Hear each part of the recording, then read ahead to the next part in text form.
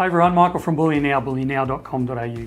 So a short while ago we had the incredible privilege of being able to wander around the Perth Mint and take some footage and see some of their amazing things over there. And it was a real behind the scenes tour.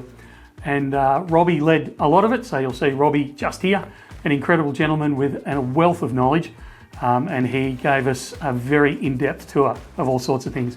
Now some of it may appear a little bit disjointed and we apologise for that, but there's certain, as you would appreciate, commercial and security sensitivities that are involving wandering around the back rooms of the Perth Mint. So there's certain things we've included and certain things we've kind of had to not film. So apologies for any disjointedness, but I think you will find it absolutely fascinating as we wander around some of the back rooms of the Perth Mint. Now we started off the tour in the gold production area, so let's head over there now. Gold is still a very manual process, so silver's a lot more automated, but with gold we're still quite manual in how we produce. They come through. What happens here, this is a large breakdown mill, so we'll cast the gold, it'll go through this mill to break it down into a thinner strip, and then it'll be gauged on this press over here, so that will gauge it to the exact thickness we need, so they'll basically come out looking like this. Yep. Alright, so between when we break down and gauge, we will do some annealing too. We have ovens over here for annealing the gold, and that'll soften it again before we get it to the right thickness. But essentially it's gauged through here, and then you're seeing the next part here, which they're running at the moment. 22 carat, so the colour's slightly different. Yep. But yeah, essentially it's quite manual, but because the volumes of gold are not as high as silver, we can cover it with being manual at this point. We are doing some more automation, but that's starting coming along. So this is one sheet at a time going through? One sheet at a time, and then they're all being weighed here and put into categories. So like to show you the bowl, so this is where individual weighs. So every coin is weighed individually? Every single one, and then it'll be weighed again after it's pickled. So there's a lot of effort to get it just right. Actually still gets used, this thing. So this is the press. I actually don't know the age of it, but I think it's probably near 100 years. But amazingly, this still works, and this produces 1 ounce gold bullion. Seriously? So this still runs, and the guys still use it. They say it's probably one of the most reliable bits of equipment. It's called the green bat, as you see. So and, 1 ounce minted bars? No, 1 ounce coins. 1 ounce coins. Yeah. But it's actually put in a box because of all the potential safety concerns with open moving tarps. Things we didn't worry about 100 years ago. No, that's right. But it works great. It's a really special bit of equipment. There's a lot of history here at the Perth Mint, and this is one of the bits of equipment that still functions and does its job. So like this is kangaroos and all this sort of stuff. It will do that. I mean, obviously we've got newer presses, but this one still runs. Yeah. That's amazing. So what's happening here? This is gold burnishing. All right. So basically, what we're doing, if I talk crudely, these are like dishwashers. Yep. But they've got a mixture of chemicals and ball bearings inside them to polish the gold surface. Yep. Right. And so the blank you'll end up with, these are some reject ones, but so we can handle those. But is a beautifully polished blank. So that is what the blank looks like before we press it into a coin. So what would have made this rejected? That one is like a scratch mark, dent. So all Scratch not or a dent. accepted. So this is not burnishing very well. Yeah, so all right. Reject. So you can see that we got the line. Dent mark, we can't accept it for the quality. So that's why we reject. So we put it on the side. Yeah. So any with some mark that's too large on the face, a scratch or a dent, we would reject. Yeah, okay. And then do they get repolished or they get sent back for melting? We can't sort of rework it once it has a dent or a scratch. We basically say, no, start again. Done. Yeah, so before burnishing, that's before they look like that. Okay. So they can be a bit, but after burnishing it really gives that polish. Yeah, it does, that shine. Yeah, so that's the final one's going to be exported. Oh, so these are the ones that are going overseas? Yep, so we will export those ones to another mint to produce, yeah. what percentage of blanks do you use internally, and what percentage of your production goes overseas or to other mints? Do you reckon? Yeah, it varies a lot. I mean, we do produce blanks for other mints. A lot of it, the majority we would use internally still. So we're mainly producing for ourselves, but when we've got excess capacity, we're able to, we will sell to other mints around the world, both gold and silver blanks. So. Yeah, okay.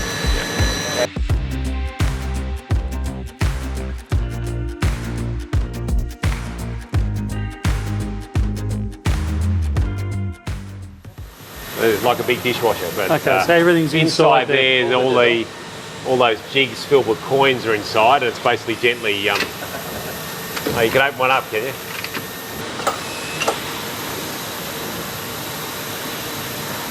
Oh, wow. Yeah, so they really get a good clean before they reach the customer. So what, you said there's ball bearings in there of some kind? Yeah, so ball bearings and sort of chemical detergents to just clean them properly. Okay. And you end up with a beautifully polished blank. So. Yeah, oh, they look stunning. Yeah. This is just, you know, we're talking about pickling for gold? Yep. This is auto pickling for silver. So this is fully automated for silver blanks. So this is again doing that acid wash and getting to the right weight and finish.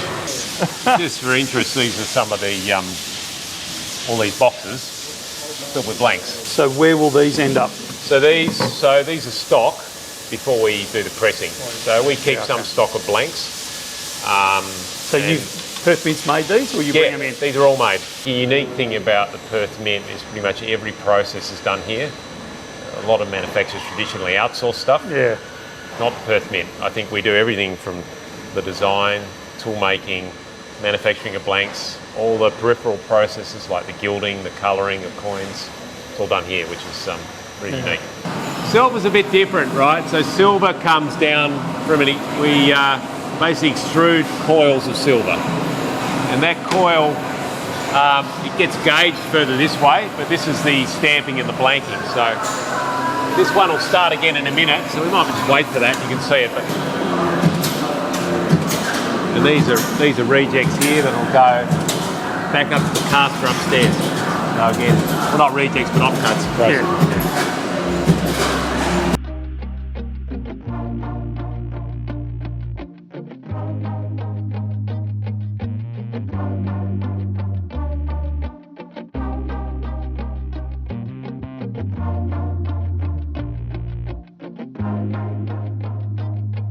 Gauging the coils, we've got this new automatic unit. So this is an interesting one because this shows you the new and the old. So we've been using this for about 60 years. And we've just transitioned to this new one. So this is the Farmer Norton. Quite famous. The guys love it because it's very reliable and works. But to be honest, it's not that accurate in gauging. This one's probably twice as accurate, and it's much better.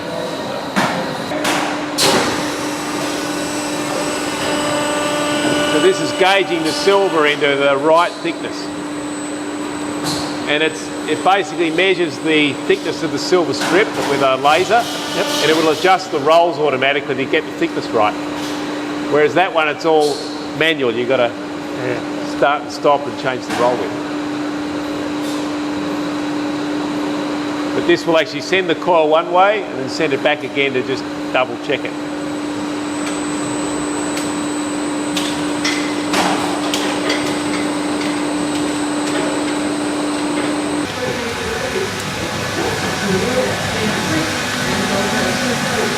Alright, so if you want to come up the back, and into these casters will either go fresh new bars or any process waste we have that's clean.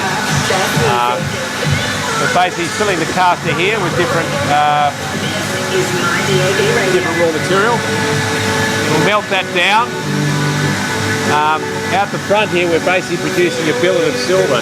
This machine's a silver extruder, so we take the billet, heat it up, and that we have a big hydraulic ram, drives it forward through a small die, and that makes the coils.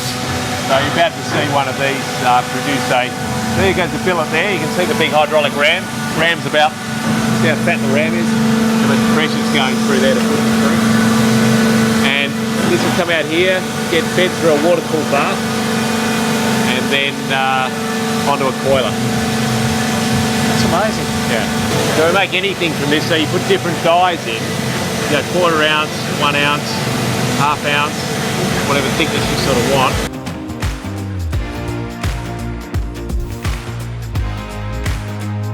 These are the printers. So basically do the aligning the coins on the jigs. Yep. Because obviously you've got to get that orientation correct. Otherwise it's not going to print to the right angle. So, and this is the printer here.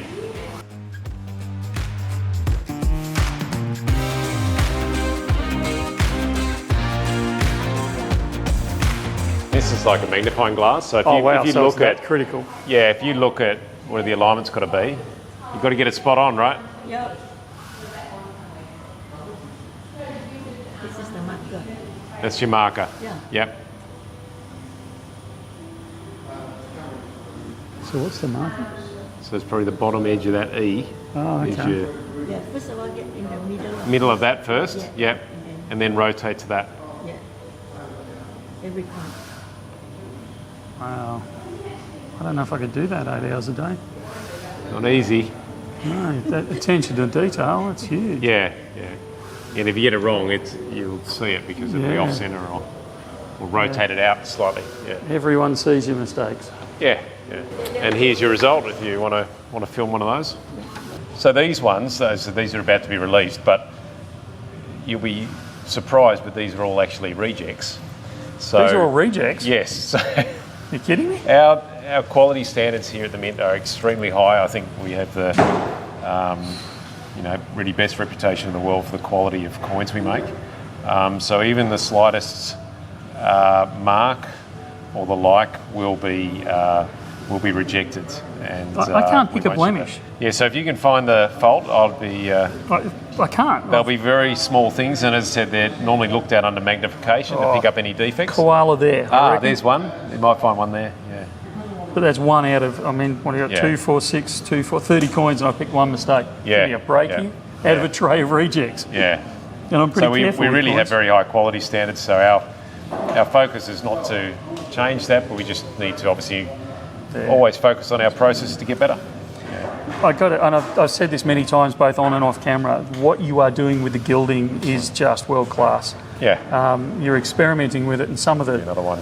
the effects you're getting are just world class. The detail you're drawing out by gilding just the animals, the frosting of that, the wording there, and then the gilding the outer. Yeah. It's just. Yeah, I don't think anyone at any other major mint that I can think of is doing it, particularly to the level that you guys are. No, they're absolutely my favourite to the gilding. I think it's one of our specialties. So. I think you've outdone yourselves with those. It's actually just used as a storage room now, but really? that is one of the original vaults from the Mint. So Wow. you feel the weight of that door. It's probably the heaviest door you'll ever feel. You wouldn't want to get in its way, would you? No. Yeah, so not used as a vault anymore, but quite amazing. So this is the 1 ounce kangaroo, if you like. So this is the press they're all made on. And an automatic packaging line here that'll produce them, put them into the monster box. So. Very good.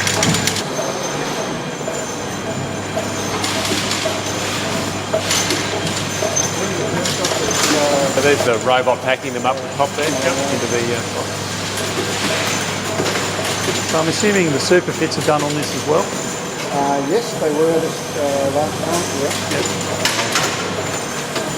Oh, this one is which is 2 on 1.5. The labelling and the strapping and the pallet and new press.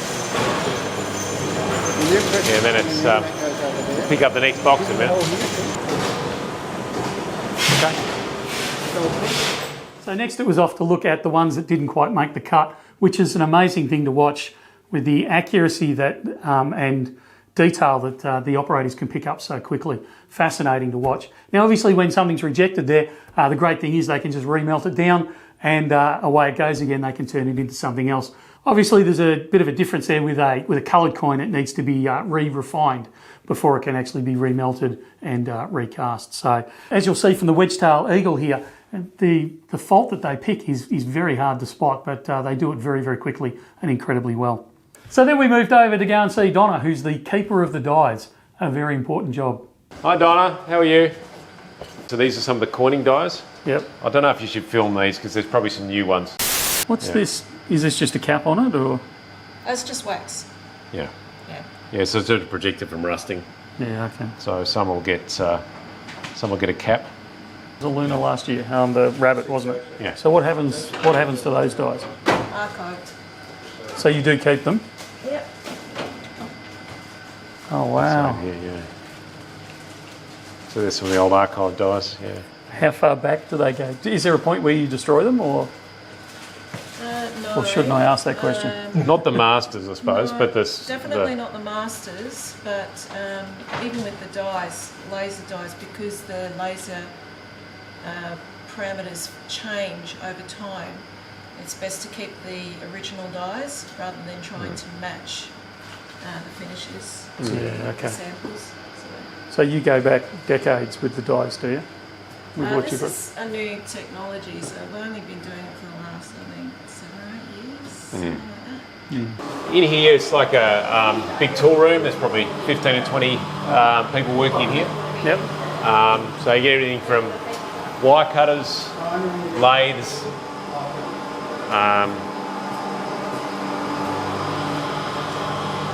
in here is where we do the hobbing. So again, one of our ancient hobbing presses. So again, we're taking like a master tooling, creating multiple copies using this piece of equipment. It looks like an old diving helmet. But It does, doesn't it?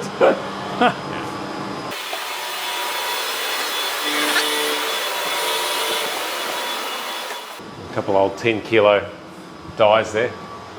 The old pig. Okay, what happens is, what we do is, first of all, we get a hard copy with the artwork, and we also get an electronic copy. Now, this is something I've already done. It's come from a plaster, but what happens is, we vectorize everything. So all these lines and marks that you see are all vectors. There are a lot more, but this has been taken from another one and sized up.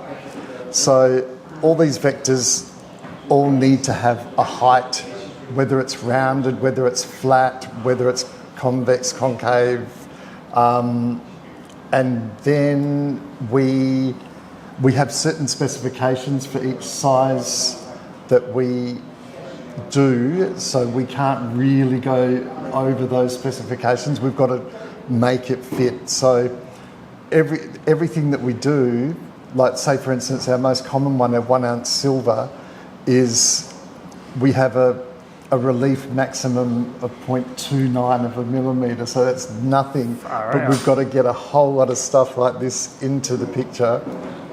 So you are drawing it three-dimensionally, effectively. Yes, we get a flat picture like this one from the art department upstairs. Yep. And then we turn it into 3D. So that's a 2D. This is the 3D. Well, it's actually 2.5D really, because it's not completely 3D, but you can see how. Oh wow! Yeah. So this is what we work. We work 10 to 1. So 10 times the size. Yeah. That's 10 times the size of what it would be. Just because when you shrink it down, you get a better result. We do everything in layers, which is the best way to do it. So if you need to go back, you don't need to scrap the whole thing. You can just go to a certain section. Yep. Like this is just the text. So we don't mess up this. Is it much more work depending on, like this is a fairly flat surfaced coin. Yep. When you start talking infused and all that sort of stuff. This is yeah. We do high relief coins as well, which are like they're really exaggerated relief and really concave. Is it concave? Yeah. Form that we put on so that it actually presses up. Yeah. Otherwise, sometimes it doesn't without that. But Yeah, this is a 1 ounce coin, so it's 0.9 of a millimetre on here. So we've got to try and make it look as good as we can, and of course staying true to what the artist wants. Like we have to interpret what they want upstairs, basically. How often do the artists come down here and go, "You've done it wrong. I didn't want this like this"? Never actually, never. So there's only minor changes, if any, usually. Let's trust you, Joseph. They do. Like your work. Well, yeah, they're pretty good to work with, the designers, and they've gotten to know what we can and what we can't do if the text is too close to the edge of the coin, or How long does it take you to train a new coin designer? Gosh, I've been doing this for nearly 18 years, and it's like I learn all the time. It's just every time I do something, it's like, oh, okay, there's that, there's this, I can do this. Yeah. So but it's fantastic. I love it. It's great. Yeah, and you do an amazing job. Oh, Yeah, thank you, beautiful, thank you. Yeah. Amazing, that. Yeah. Yeah, this sort of brings the meat to life. But, well, I It's mean, like contrast perspective. it is, as good as the yeah. design is, and like, I mean, you know, we've talked to Lucas and some of the coin designers. Yeah. As good as they are, it could all fall over at this point. That's right. Exactly. Yeah. Exactly. What Joseph did is he used the program to go in and the machine cuts this, and this is called master tooling. Yep. Master tooling is they harden it and then they produce these dies all. See? Yeah. And my job is to make sure everything is correct so that nothing is missing, and the machine line, because of the machine line. Yep. So I have to take it out without losing any details. So you're polishing every blemish not out as of it. polishing, but it's trying to perfect it. Yeah. Look good. Yeah. Wow. Yeah, so the thing is, when you machine these, with minute lines still, so Richard is taking those out and really bringing that design forth from the following machine. Really special. And I think this is such an important part because it just shows our coins there's so much attention to detail. They're a work of art, not just a manufactured product. You know? They're quite amazing. Next level. Absolutely. And you got to work on this, and you got to work on the die too, both sides. Yes. Yeah, not only The most important thing is the master tooling. Yep. Because it's the master, so you produce all the dies to be perfect from there. Yeah, so everything comes off this. Yes. And sometimes if it's not perfect, I have to fix it, you know? Yeah. And another one I love is the different polishing tools. So we'll have anything from files down to balsa wood to polish that surface right. Yeah. With the gravers. All sorts of different things to engrave the line out and then polish it up again. That's And how many years have you been doing this, Richard? 27 years. 27 years. So again, there's such expertise and craftsmanship here. It's amazing. It looks easy on something this size, but you must work down to the 1/20th. That's so small one, especially this small one, And that's why he's got his microscope there. Yeah, you have to work. You have to work on the I microscope. always find it amazing. You sit there with your. Yeah, you have to look into the microscope. But seeing it is one thing, correcting it though is another. You've got you have to really go into it. Like if the hair has disappeared, you have to cut it in, or you have to make a new one. So sometimes he's making detail, not just polishing, right? Yeah. And if the customer don't like it, let's say the kangaroo they want more hair, I have to cut in the hair to make it more looks better. I would not have the patience for your job. You got to get used to it, and they are patient. That's right. They should get the product. How long does one take you, like from start to finish? How long does what did you call it, a master die? A master die, How long would it take you to take a master die from when it's handed to you to when you say, right, this is done? It takes about 2 hours. Is that Depend all? on the size, I was thinking like 2 days. If this size, it takes a very long time. It depends on the size. The smaller, right? And then it'll also go through some finer polishing as well upstairs. Yes. So it goes through another polishing stage after this. Yeah. So this is not the end. It'll go through another finer polishing after that. Like I say, when you get that mirror finish, that takes work in another department. So that's the end of the tour. I hope you found it as fascinating as we certainly did. I can't express enough gratitude to the Perth Mint team over there. Robbie, Neil, Samir, Neil, arena, and I'm sure there's dozens of people that I've missed out in that. And the security guys made it a breeze to get in and out. Obviously, we had to tick all their boxes, but they really worked with us. It was a fantastic experience, and yeah, it just shows the professionalism of the Perth Mint and the Perth Mint team. So huge thank you to them. Stay tuned for other things along these sort of lines. If you liked it, make sure you give us a thumbs up and share it around. It's always good information to get out there so people can see behind the curtain, if you like. And hopefully very, very soon we'll bring you some other stuff both from the Perth Mint and from other mints around the world. See you soon.